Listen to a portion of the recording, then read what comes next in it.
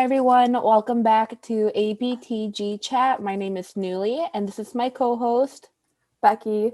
Today we are going to be talking about public and private relationships, on our experiences with it, and then your guys' preference. We would love to know what you guys think before we talk about it. If you guys are a private or public relationship kind of person, or how you feel about it after we talk about our own experiences, because I think it's fun to hear what other people think about it, and sometimes it will change my perspective as well. And we're not saying the way we see it is right or wrong, but it's good to hear what other people think about it.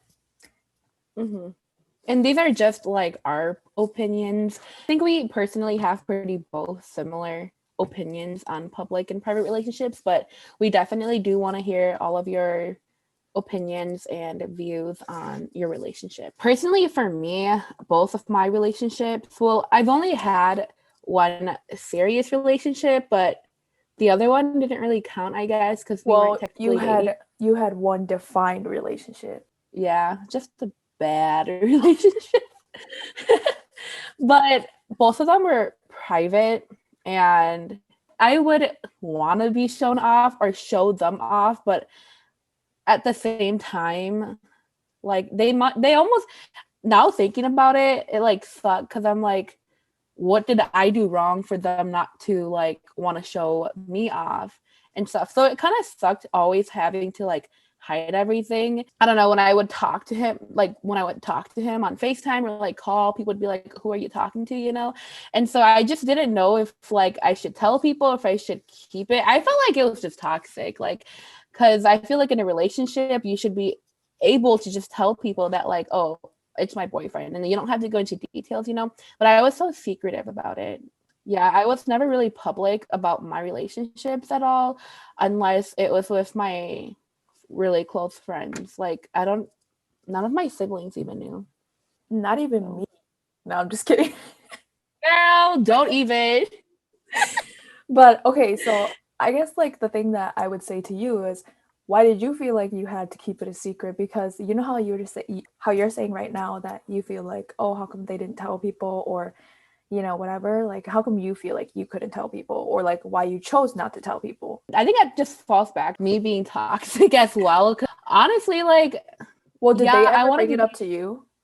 No, that's the thing. I think it's because they never brought it up. And so it was always constantly me bringing it up. But then at the same time, if they were to be like, I want you showed me off, I think I would have been like, hold up, I don't know if I want to show him off.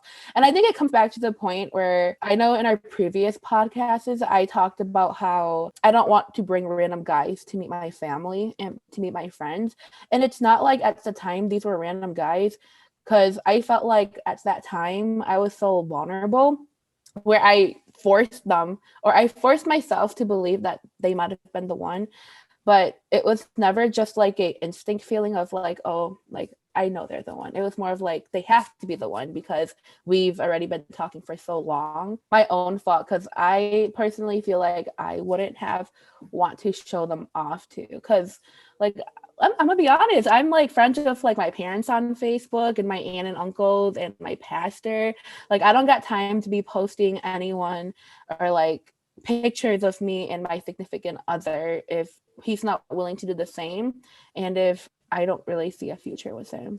Yeah, that makes sense. But yeah, I just remember when you would tell us that like you don't really like want to tell your family other people, and then like you did have like a whole like relationship and everything. But to me personally, those are people's preferences, and if that's how you Mm-hmm. see it, I mean, at least you knew that at some point you just felt maybe this isn't the one because you have to hide it, Because I'm pretty sure we had that conversation once in Yeah. New York, how I was like, when do you think you will ever like share it? I think that No, was but no, like telling honestly, yourself.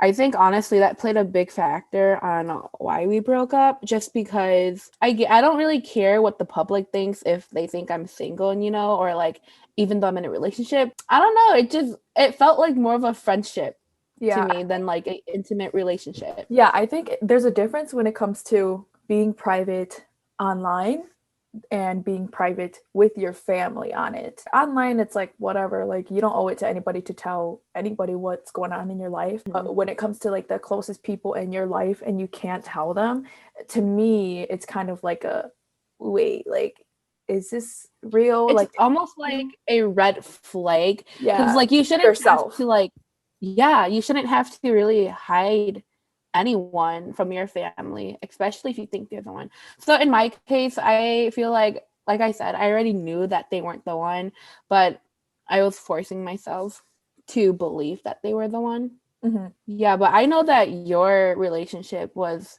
different. Y'all were pretty public about it. So not public, Yeah. but you brought him to your family, and he met your family. So what's your take on that? I only had that one really serious relationship, which I talk about all the time. But anyways, well, with that relationship, it was like different because when we literally, the very first phone call when we first started talking, I had my entire family over for Mother's Day, I think.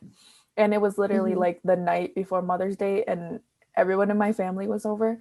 And I, at the time, was my room was in the basement, and the vents are so, let me just tell you, the vents just connect to every room apparently. And I was like talking on the phone that night for the very first time with my ex or whatever, and Mm-hmm. everybody the next day was like, you were so loud, we heard you, who are you talking to? And I was like,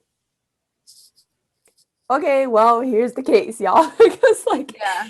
at that time, How long have you guys been talking already? it was only like, I don't know, 2 weeks, 3 weeks Mm-hmm. maybe. And I don't know how this guy even feels about me, but he wants to call, so like let's call. And then after that phone call, just like rushed into the, okay, yeah, like you're my person right now, you know. I just told everyone because like, oh yeah, I'm just talking to somebody, but it's not serious yet, like we're just talking, you know. So in that case, like I already told them, and they were just like, oh, so who is he? Like my family's just like protective, asking me about it, whatever. And I was like open to them because I feel like I'm pretty open and honest to everything.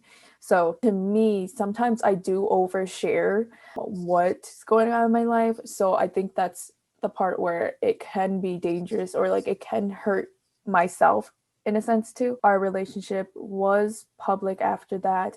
And then when we broke up, I didn't like publicly break up on the internet, but then when I did tell like my family, and they said what they had to. And then when we got back together, they just like were not for it at all. And like I felt like they had that sense of, is this even the right person? He like broke up with you and all that stuff, because I literally poured my heart out to them and told them, this is the case, he broke up with me, I'm really sad, whatever. When we got back together, they were like, oh, are you sure he's the right one? Like, is he serious? Because if he like, you know, does it again, it's not going to be good for you. Like, we aren't going to be happy about it and all that stuff. So I think that's where it's like hard. You know, you do tell the people you love what's going on in your life, and then when it goes wrong and they see you constantly go back into a toxic cycle, they don't want you to be hurt. Just like if we see each other going back into bad choices that we had.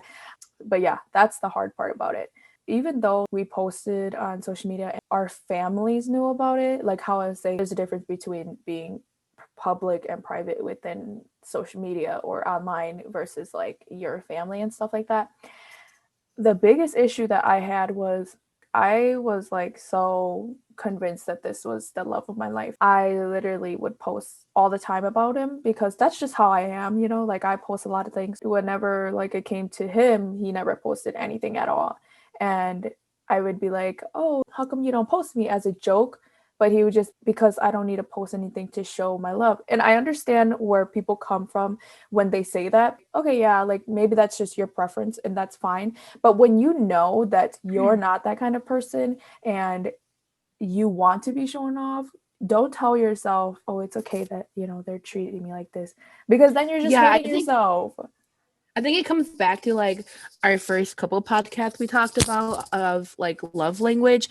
Personally, for me, if I knew that my significant other wanted to be shown off, and I'm not that kind of person to want to show off people, but I still want to do it, because I know that's their love language. Yeah, I feel like that's something I personally need to work on too, but it's important for everyone to know their own love language, but to know their significant others as well, just because we don't have the same love language. Right. And it should be like a mutual agreement.